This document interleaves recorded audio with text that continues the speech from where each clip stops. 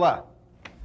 Quando a gente está habituado a ler e a interpretar desenhos técnicos, basta dar uma olhada num desenho que já é possível identificar todos os elementos. Por isso, o treino, os exercícios são muito importantes nessa fase.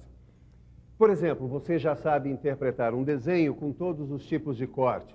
Corte total, aquele que atravessa a peça toda, corte composto ou corte em desvio, meio corte.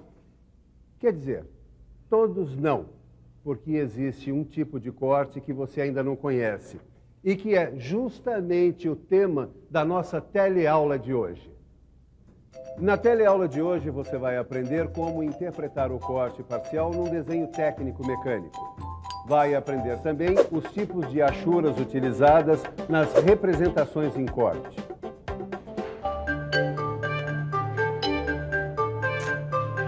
Oi? Algum problema? O Caio aí não tá muito bem, não. O que é, Caio? Você tá doente? Ontem eu fiquei meio enjoado, acho que eu comi alguma coisinha que não me fez bem. Aí eu resolvi tomar uns remedinhos por conta própria, né, Silva? Aí já viu. Acho que eu piorei. É claro, só podia piorar, né, Caio? Só podia piorar. A automedicação é um negócio muito sério. Pode levar uma pessoa à morte, rapaz. Mas eu falei pra você... Tá rindo do quê, seu Tito? Não ria não, que a coisa é muito séria. A automedicação pode, se o senhor, levar uma pessoa à morte. Eu mesmo tive um amigo que quase bateu com as 10 por causa da tal da automedicação. Ele quis bancar o médico dele mesmo. Vocês dois lembrem-se, remédio só com receita médica. Olha, eu vou te dar uma dispensa, você dá uma passada no médico e vai cuidar da sua saúde, tá?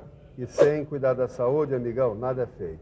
Ô, Silva, são esses os desenhos que você ia dar pra gente estudar? São sim. Toma, vai lá e qualquer coisa manda recado pelo Tito.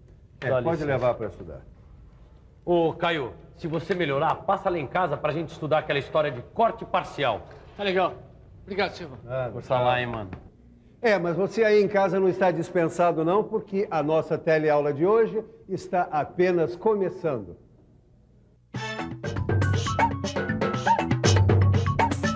Parcial, que não é total, que faz parte de um todo. E aí, Tito, tudo bem? Ô, Caio, poxa, você tá com uma cara bem melhor hoje, hein? O médico me deu um remedinho que foi tiro e queda. Que bom. Por cima me deu uma bronca, rapaz. Automedicação nunca mais. Graças a Deus, né? Esses nem são os desenhos que o Silva mandou, é? São estes mesmos. Ó, eu tô olhando e não consigo descobrir essa história de corte parcial. Parecem desenhos comuns. Até pra imaginar os cortes que a gente aprendeu já, né? Peraí, a não ser que... O quê? Vai dizer que você descobriu alguma coisa. Presta atenção. Vê se você não concorda comigo. Nessas peças aqui, os elementos internos que devem ser analisados num corte estão concentrados em uma determinada parte da peça. É mesmo. Puxa, Caio, esse remédio te fez bem mesmo, hein? Talvez seja nesses casos que se aplique o corte parcial. Exatamente. Nas peças em que os elementos internos estão concentrados em partes determinadas, não é necessário imaginar cortes que atravessem toda a extensão da peça. Não é mesmo, Miguel? Claro. Nesses casos, basta representar o corte que atinja apenas os elementos que se quer destacar. E é por isso que esse corte tem esse nome, corte parcial. Ele é imaginado para cortar parcialmente a peça, apenas na parte desejada. Bom, mas o meu lema é mostrar em vez de contar. Você fez o desenho, Miguel? Tá aqui. Aqui está o desenho em perspectiva de uma peça com aplicação de corte parcial. Você está vendo essa linha aqui, olha? Olha só. Ao contrário das outras, ela é desenhada à mão livre. O seu nome é linha de ruptura.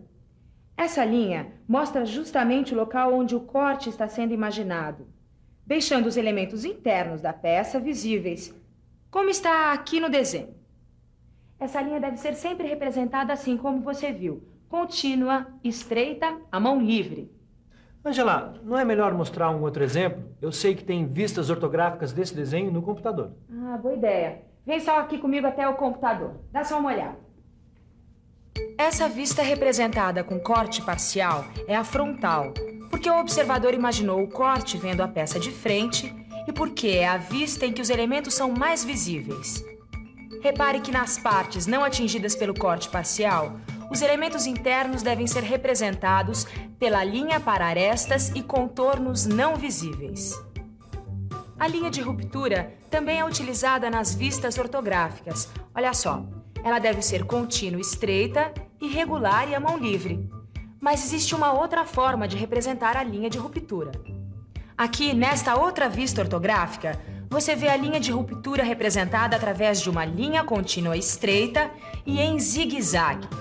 Repare também que as partes maciças do modelo, atingidas pelo corte, são representadas achuradas. Quer dizer, então, que esta é uma vista parcial. Depois que a gente entende, fica mais fácil interpretar o desenho, né? O segredo está nessa linha de ruptura, que mostra o local onde o corte está sendo imaginado.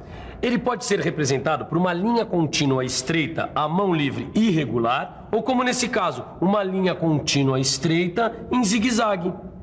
Mas peraí, eu tô pensando uma coisa. Se você tem uma peça com duas partes, que tem elementos internos, e essas partes estão separadas, como é que você faz? Bom, nesse caso, eu acho que a gente tem que fazer 2 cortes parciais. 2 cortes parciais? Será mesmo? Exatamente. Você pode imaginar mais de um corte parcial na mesma peça ou no mesmo desenho técnico. Por exemplo, eu tenho que fazer uma peça baseada nesses desenhos aqui. Dá só uma olhada. Aqui está uma peça em perspectiva com 2 cortes parciais. E aqui a representação ortográfica, também mostrando os 2 cortes, com a linha de ruptura representada de modo contínuo estreito, à mão livre e irregular. Assim eu posso ver os elementos internos da peça através desses 2 cortes parciais. O importante é você saber que o corte parcial pode ser representado em qualquer uma das vistas do desenho técnico. Dá uma olhada nesse desenho aqui. Você tem uma peça representada em perspectiva com corte parcial e ao lado o mesmo corte parcial representado na vista superior. Repare também que na representação em corte parcial não aparece o nome do corte. Também não é necessário indicar o corte parcial nas outras vistas. E veja essa outra ilustração com outra peça de exemplo. Aqui você tem a peça em perspectiva e o corte parcial na vista lateral esquerda. E agora você está sabendo ler e interpretar os vários tipos de corte que se pode representar em desenhos técnicos mecânicos. Viu como representar uma peça em corte total. Também viu que se pode imaginar vários tipos de cortes compostos numa peça. E quando a peça for simétrica, pode-se imaginar o meio corte. Você já sabe também que se pode imaginar mais de um corte nas vistas ortográficas. E com o corte parcial que você aprendeu hoje, chegou ao final desse assunto. Parabéns! Agora nós estamos dominando esse assunto de cortes, hein, Tito?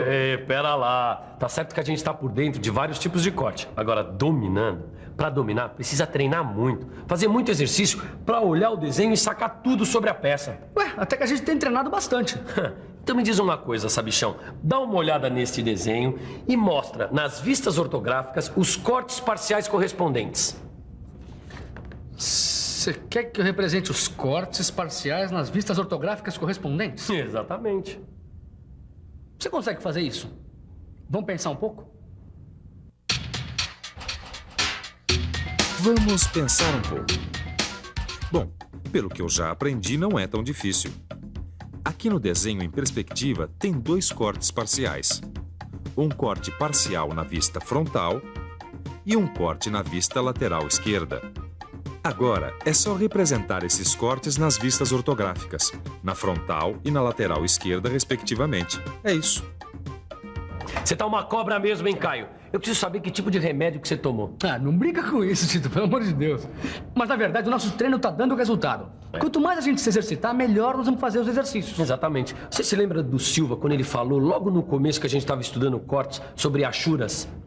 Sobre achuras? Exatamente. Ele falava que existem vários tipos de achuras para vários tipos de materiais. Agora que você falou, eu tô me lembrando.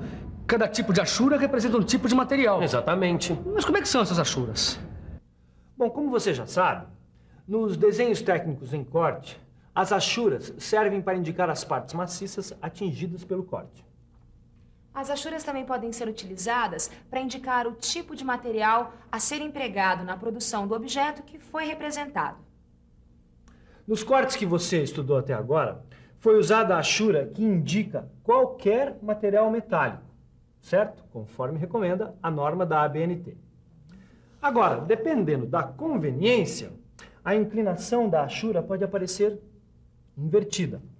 E tem mais uma coisa.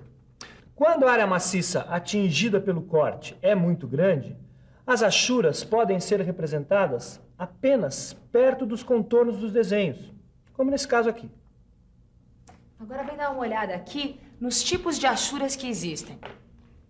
A achura para metais você já conhece bem. Agora conheça essas. Essa é a achura para elastômeros, vidros, cerâmicas e rochas. Essa é a achura para terreno. Essa aqui é para concreto. Essa outra é para madeira. E por fim, essa é a achura para líquidos. E depois de tanta informação, nada como uma boa revisão. E atenção, se liga aí que é hora da revisão. Na teleaula de hoje, você viu que quando os elementos internos de uma peça estão concentrados em partes determinadas, não é necessário imaginar cortes que atravessem toda a extensão da peça, e que o corte indicado nessas situações é o corte parcial. Você também aprendeu que a linha de ruptura mostra o local onde o corte parcial está sendo imaginado, deixando visíveis os elementos internos da peça, e que a linha de ruptura pode ser contínua estreita à mão livre e irregular ou contínua estreita em zigue-zague.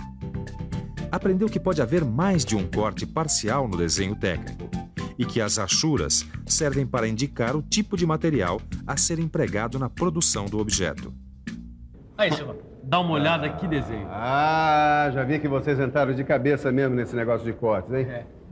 Tá muito bom mesmo. Obrigado. Então, aí, pela sua aparência, já vi que o senhor melhorou, né, seu Caio? Tô pronto pra outra, Silvio. Ah, que bom. Quanto a você aí em casa, já sabe que a automedicação não é uma legal, é uma roubada. Agora, tem uma coisa que você pode fazer e muito, sem medo de passar mal. São os exercícios que estão aí no seu livro. Só assim você vai virar um cracão na leitura e interpretação de desenho técnico mecânico. Até a próxima, pessoal. Até a próxima.